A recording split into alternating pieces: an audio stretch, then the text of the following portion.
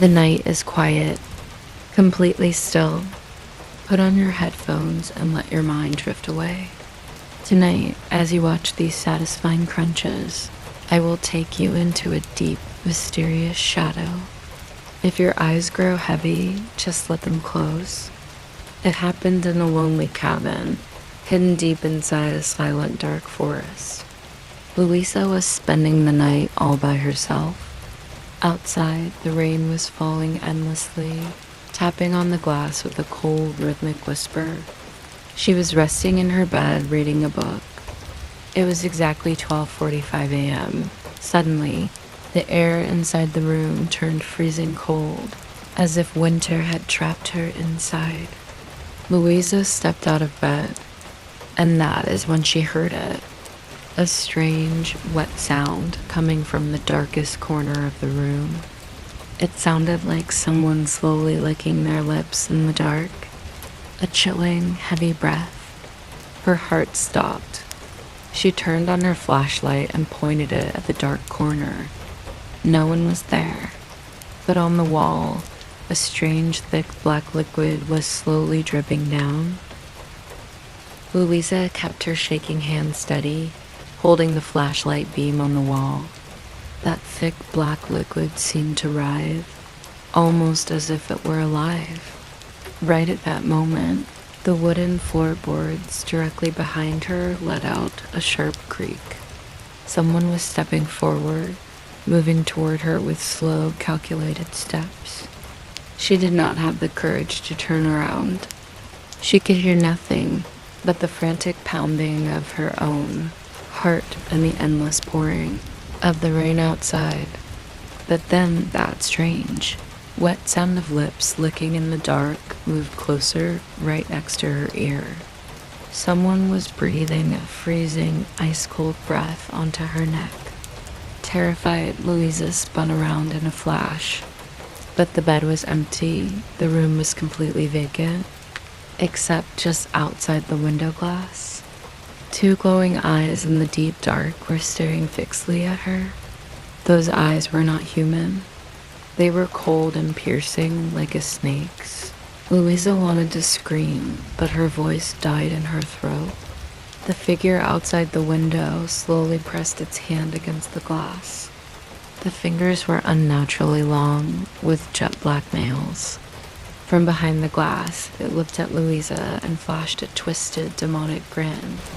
Right at that split second, all the lights in the cabin snapped off at once. A massive crack of thunder ripped through the forest, lighting up the sky for a moment before plunging everything back into pitch black. Louisa scrambled blindly in the dark, searching for her phone. When she finally switched on the phone's flashlight, she saw the window wide open, cold wind howling inside, and wet, muddy footprints on the floor leading straight. Under her bed, Louisa's phone was shaking violently in her hand. The wet, muddy footprints on the floor led perfectly, undisputedly underneath her bed. The freezing storm wind was howling inside the room, yet sweat was dripping down her forehead. Slowly holding her breath to silence her own terror, she took a step toward the bed. She dropped to her knees, lowering the phone's trembling beam toward the floor, her entire body numbed with fear. Closing her eyes, she took one deep, final breath, and then flashed the light straight into the dark void under the bed. But it was completely empty. No mud, no figure, nothing at all. Louisa let out a heavy sigh of relief and stood back up. She convinced herself that the storm and her own mind were playing cruel tricks on her, but the exact moment she turned around to close the open window, her phone screen began to glitch and flicker violently. A distorted, broken whisper leaked out of the phone speaker. It was a familiar voice, a voice that sounded exactly like Louisa's own. The voice from the phone whispered, "What are you looking for down there, Louisa? I am right above you." Louisa's entire world froze. She slowly rolled her eyes upward. On the ceiling, directly above her head, that distorted, long-fingered entity was clinging to the wood like a spider. Its jet-black nails were dug deep into the ceiling boards. It stared down at her, flashing that twisted, demonic grin, as the thick black liquid dripped from its mouth, landing right onto Louise's forehead.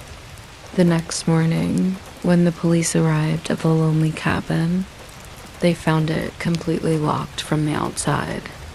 Everything inside was perfectly in place, except for Louise's phone lying on the floor by the bed. On the screen, there was a single selfie taken by Louisa, but in the background of that photo, hanging from the ceiling right behind her, was a dark shadow reaching out, and Louisa was never seen again. So, that's all for tonight, everyone. If you want another terrifying story to fall asleep to, let me know in the comments below. Sleep well, and don't forget to look behind you.